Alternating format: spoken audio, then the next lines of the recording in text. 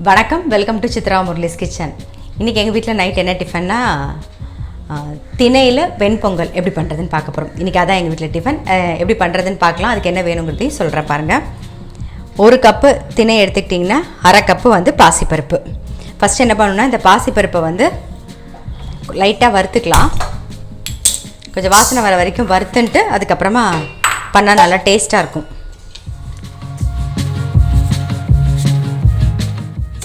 பாருங்கள், லேசாக ஒரு வாசனை வரும். ரொம்ப கலர் மாற வேண்டாம். லைட்டாக கலர் மாறிட்டு வரும்போதே எடுத்துடலாம். இப்போ வறுத்ததை வந்து பவுலில் ட்ரான்ஸ்ஃபர் பண்ணிடுறேன். கொஞ்சமாக நெய் வந்து 1 ஸ்பூன் விட்டுக்கலாம்.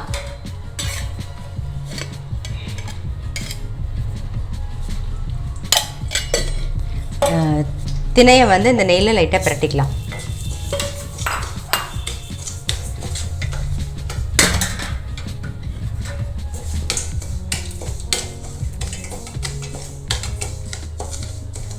ஆஃப் பண்ணிடலாம். இந்த லைட்டாக அந்த நெய் வந்து நெய்யில் பிரட்டினாலே போதும். இப்போ அதையும் வந்து நம்ம ஒரு பவுலில் ட்ரான்ஸ்ஃபர் பண்ணிவிடுவோம். பாசிப்பருப்பு போட்டிருக்கலையே, அதோடையே நான் வந்து திணையும் ஆட் பண்ணிடுறேன். பாருங்கள், நீங்கள் எந்த கப்பில் எடுத்துக்கிட்டீங்களோ அந்த கப்லேயே வந்து ஒரு 4 கப்பு தண்ணி விட்டுக்கலாம். 1 2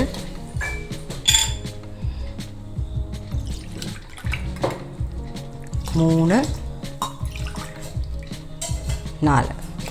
ஸோ இந்த 4 கப்பு தண்ணி விட்டு ஒரு 1/2 hour ஊறினதுக்கப்புறம் தான் நம்ம வேக வைக்கணும். அதனால் அதை வந்து மூடி வச்சுருங்க. அப்படியே ஒரு 1/2 மணி நேரம் ஆகட்டும். அதுக்கப்புறமா நம்ம பார்க்கலாம். இப்போ பாருங்கள், நம்ம வறுத்ததை ஊற வச்சு ஒரு 1/2 hour ஆயிடுச்சு. 1/2 hourக்கு கொஞ்சம் கூடவே ஆகிடுது. இப்போ வேக வச்சிடலாம். நான் குக்கரில் வந்து ஸ்ட்ரைட்டாகவே போட்டுறேன்.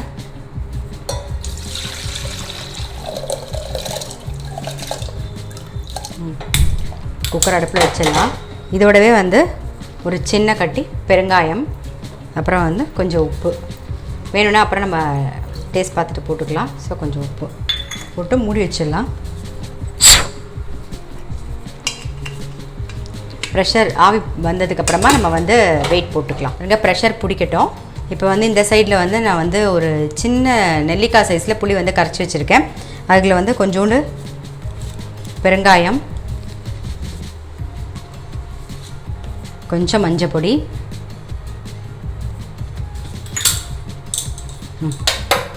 அடுப்பாத்து வச்சுருக்கேன்.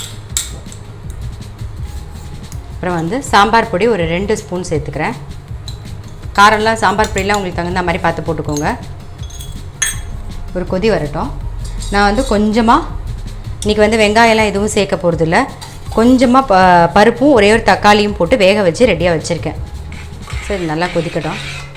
பாருங்கள், நல்லா கொதிச்செடுத்து நம்ம வந்து பருப்பையும் தக்காளியும் சேர்த்து ஆட் பண்ணிடலாம். வேக வச்ச பருப்பும் தக்காளியும்.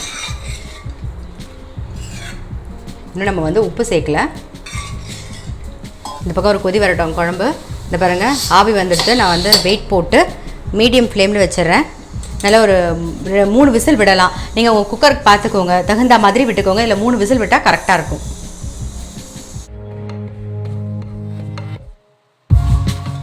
பாருங்க, கொஞ்சம் தனியாத்தூள் சேர்த்துக்கலாம்.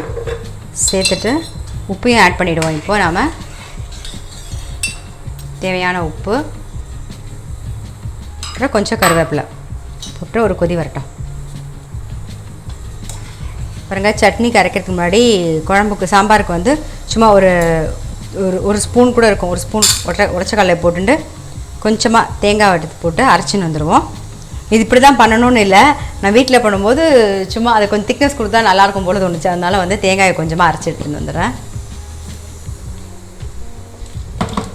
பாருங்க, பொட்டுக்கடலை தேங்காய் 2த்தையும் அரைச்சதை சேர்த்துடலாம் சாம்பாரில். லைட்டாக ஒரு கொதி வரட்டும். அதுக்குள்ளே இங்கே வந்து 3 விசில் வந்துடுத்து. நம்ம வந்து ஆஃப் பண்ணிவிடுவோம். நம்ம இப்போ சட்னி தானே அரைக்க போகிறோம். அதனால இதை ஒன்றும் அலம்பணுன்னு அவசியம் கிடையாது.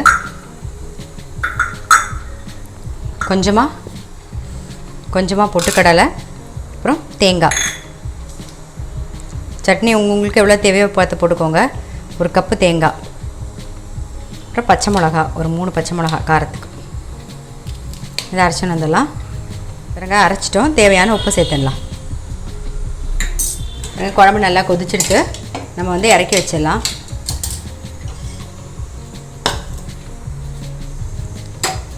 நம்ம வந்து பாசிப்பருப்பெல்லாம் வறுத்தோம் இல்லையா, அதே இழுப்பு சட்டியை எடுத்துக்கலாம். நாம் கொஞ்சமாக எண்ணெய் விட்டு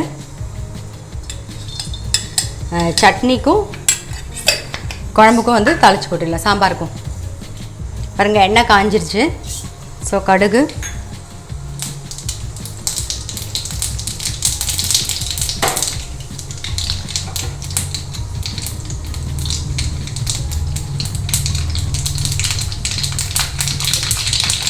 கொஞ்சம் கருவேப்பிலை.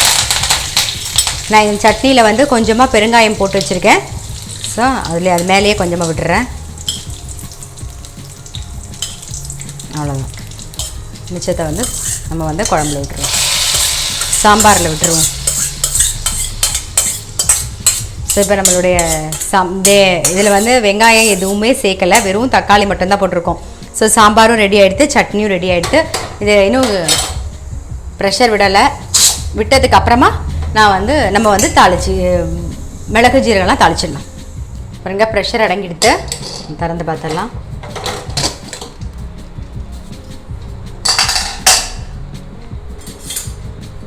பாருங்கள் நல்லா வெந்திருக்கு. தாளிக்கிறதுக்கு வேணும் எனக்கு. பாருங்கள் நல்லா வெந்திருக்கு.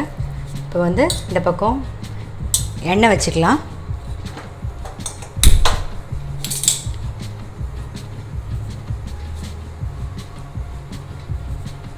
எண்ணெய் காயட்டும். நெய்யை நீங்கள் காய்ச்சி அப்படி விடுறதை விட மேலாக வந்து ஒரு 2 ஸ்பூன் நெய் விட்டிங்கன்னா நல்ல வாசனையாக இருக்கும். நெய்யிலே முந்திரி பருப்பெல்லாம் வறுத்து போடுறத விட இப்படி பண்ணால் நல்லா டேஸ்ட்டாக இருக்கும். கலரி விட்டுருவோம். பாருங்கள் எண்ணெய் காஞ்செடுத்து கொஞ்சமாக மிளகு,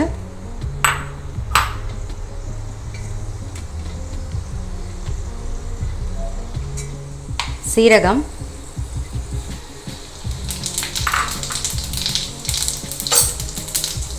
முந்திரி பருப்பு,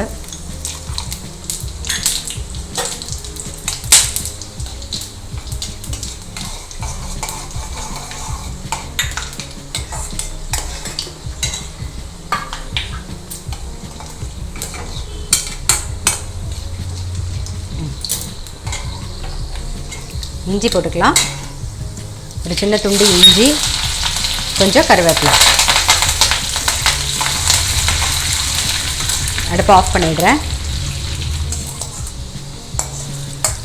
வறுத்த முந்திரி பருப்பு, மிளகு, சீரகம் எல்லாம் போட்டாச்சு.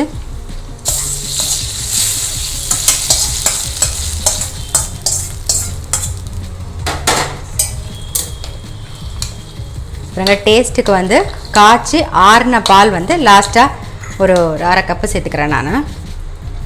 அது உங்கள் விருப்பம். கொஞ்சம் கூட வேணும்னா சேர்த்துக்கலாம். ஒரு டேஸ்ட் இருக்கும். டேஸ்ட்டும் இருக்கும், கொஞ்சம் தளரவும் இருக்கும். அது பொங்கல் வந்து கொஞ்சம் தளரவும் இருக்கும். நம்மளுடைய திணை பொங்கல் வந்து வெண்பொங்கல் ரெடி ஆகிடுது.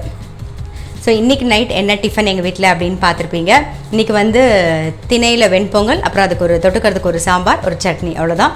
நீங்களும் உங்கள் வீட்டில் ட்ரை பண்ணி பாருங்கள். நான் அடுத்த ரெசிபியில் சந்திக்கிறேன்.